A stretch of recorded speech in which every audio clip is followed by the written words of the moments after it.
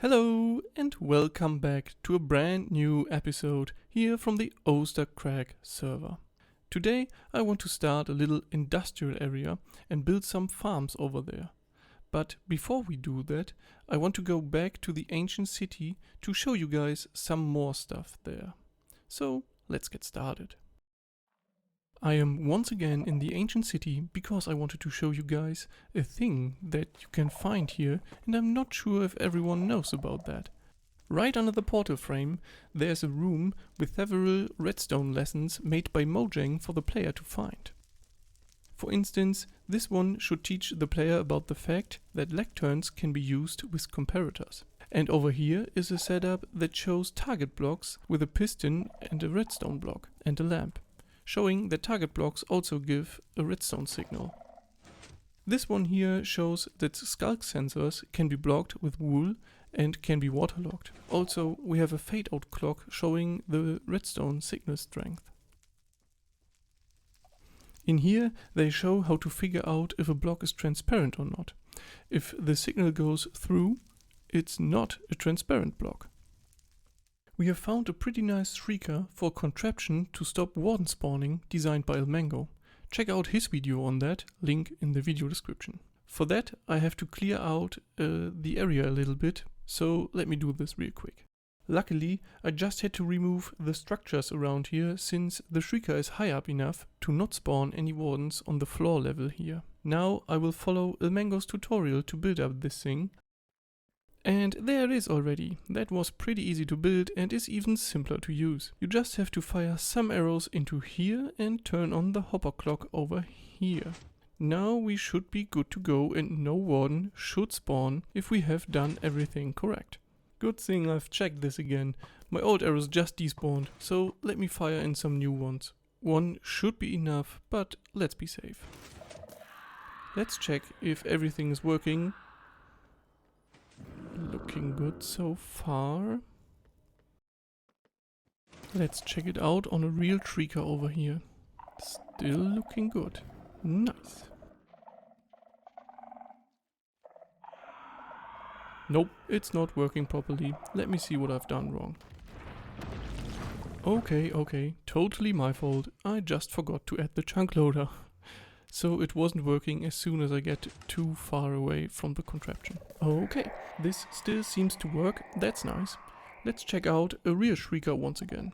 The close one still does not spawn anything, so we are still good over here. But what about one a little further away? Nope, here comes the Warden again. Back to troubleshooting, I guess.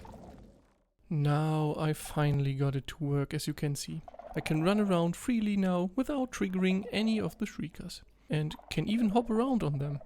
And since there's a chunk loader connected, this is a case for every ancient city. The mistake I made was that the chunk loader and the Shrieker were not in the same chunk. So I basically redid the whole thing to fit it into one chunk. I think I'm gonna check out the ancient city again to see if I missed any loot.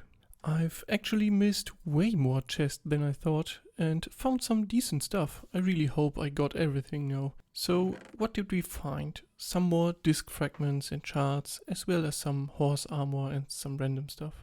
A few books among other things, another Swift Sneak 3, really happy to have a backup. Some tools that are quite okay. And the disc other side, which I'm really like. Glad I found that gem hidden in the darkness.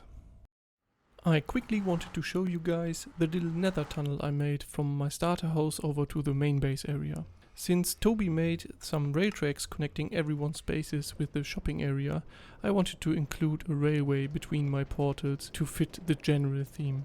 I added some frog lights from our farm to sprinkle in some color, as well as some glass blocks so you still can see the nether if you want to. I think later on in the season we will move our portals under the nether ceiling and connect everything properly, but for now this is quite nice. Okay, now let's do some farming. I've picked a spot where I want to make my industrial area. I already marked the general area I want to build in with some netherrack, as you can see here. The reason why I picked this spot is because only very few of the water parts here are actually rivers. That means I have to remove just a little bit of water to make a somewhat decent squid farm. I already started here to get rid of some water, and I can tell you, if you ever want to do this, try to get some sponges first. They help a lot. But before I spend all day removing the water, I want to get in a nice big farm in here I've seen from Kapfan. His 6-in-1 farm where we can get dripstone, weeping vines, twisting vines, glowberries, sugarcane and bamboo. And while I prepared the area, I noticed this copper next to granite, which means we have a copper vein over here. I want to add Ilmango's version of an instant hopper minecart unloader to this farm. This is now possible since the hopper minecart no longer gets split into a hopper and a minecart, instead it just drops as one item. It gets broken by the lava cauldron I'm filling here, and the item gets spat out on the other side of the cauldron.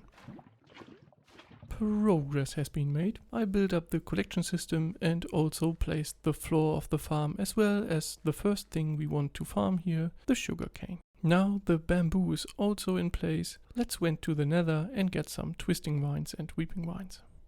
I managed to get both nether vines and placed the twisting vines I got so far. With that, I think it's time to build up the first flying machine to make a test run.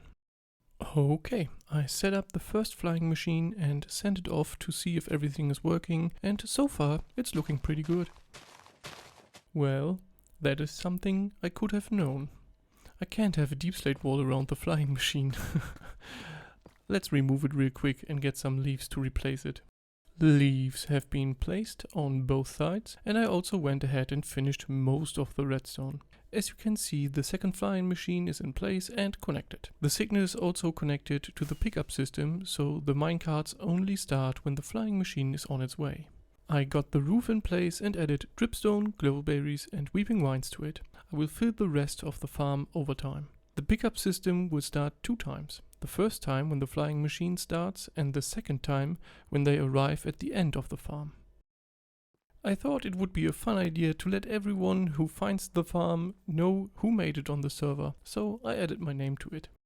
I was trying to add some glass walls to the farm, but I ran out of glass very quickly, so I have to do that over time. Which is okay, since I also have to fill it further. As you can see, I have almost no weeping vines in so far. The collection system is also missing at this point.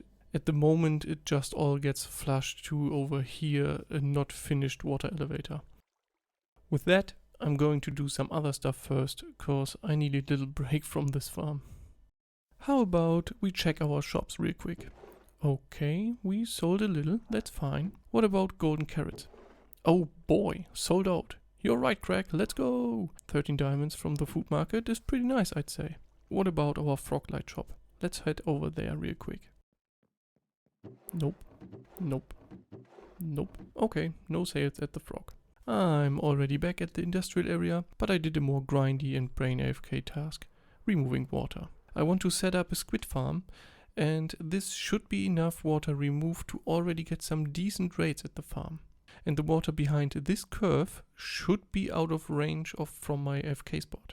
All the other water is not considered river by the game. That means squids can't spawn there. This little structure will be our squid farm. It's inside a very tiny river biome.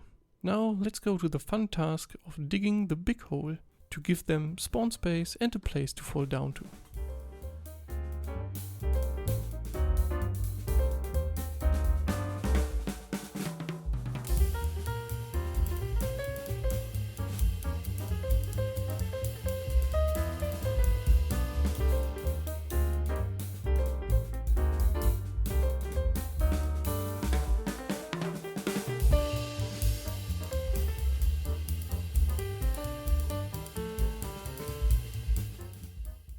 With all the needed fence gates in place, our squid farm is almost done already. This was actually faster than I thought it would be.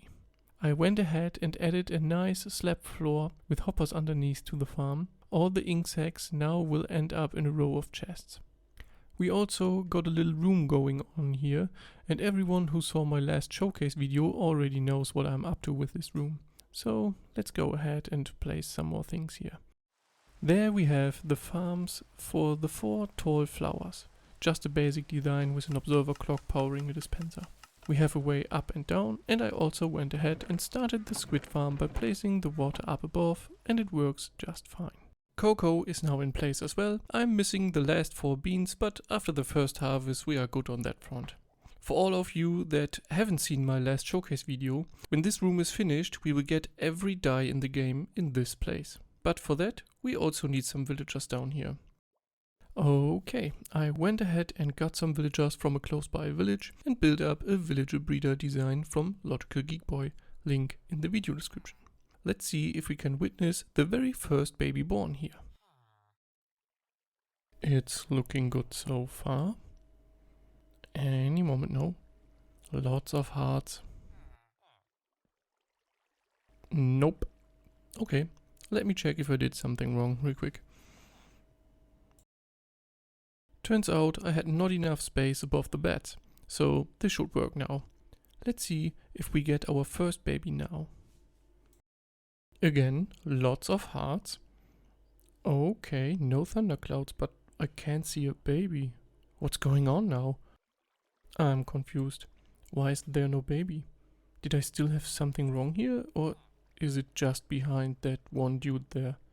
Ah, there it is. It's working. Nice. I still had a major flaw in this build. The lightning rod actually did his job, but the villager still got hit and I had 2 witches in here. That's why I have this nice dirt pillar with a rod on top now. Anyway, I already moved every villager except the last one in, and I finally have the last one with the trait we are looking for. So let's get this guy into his place.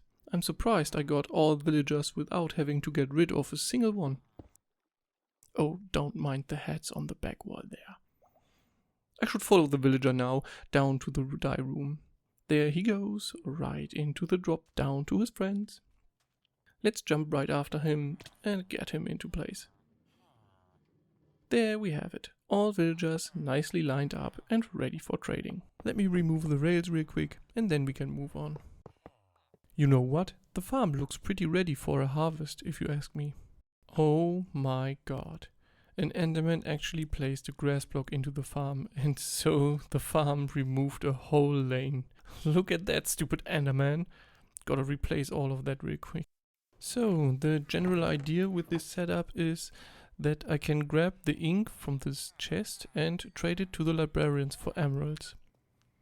The emeralds I get by this can then be used to buy lapis for blue dye. But I will also use it to get some much needed redstone from the clerics. I cured all the villagers with a very simple and manual setup to have the good trades. You know, I got myself some of the so much needed redstone and thought to myself, I could really use a bone meal farm for white dye and the bone meal powered farms. And then, boom! Suddenly I had done 4 modules of it. The design is from Raceworks, and I really have to say, it is the most reliable one I've built so far. I had it already last season and I never got any cobblestone generated in it, even though I never turned it off. For me, my absolute go-to when it comes to moss farms. Also, the link to his tutorial is in the video description. Wow, seems like someone was busy making pixel art. That looks amazing. Free copy of Mark 3000 and a free Iron Man hat. Visit Pixar to get your own custom pixel art. That is very cool. I also like the hat. Thanks man, really appreciate that pixel art. Gotta find a nice place for it. I let the other community members know that I've started an industrial district and some others joined me over here. The deal is that you build a farm here and then have access to all the farms in this place. I think that is a fair deal. We already have a nice big wood farm here now, as well as a giant wool farm. So these 2 things are covered. Also, Toby built his brewing setup over here in the back. That means we can snack some potions from time to time. With that, it's getting time for me to end this episode of Ostercrack. Leave a like if you did and maybe consider subscribing. If you want to know what I'm up for the next videos, follow me on Twitter, link for that is in the video description. And if you want to know firsthand what's going on this server, you can find the Ostercrack server on Planet Minecraft. A link to that is also in the video description. Thank you guys so much for watching. I hope you have a great day, and until next time, bye bye.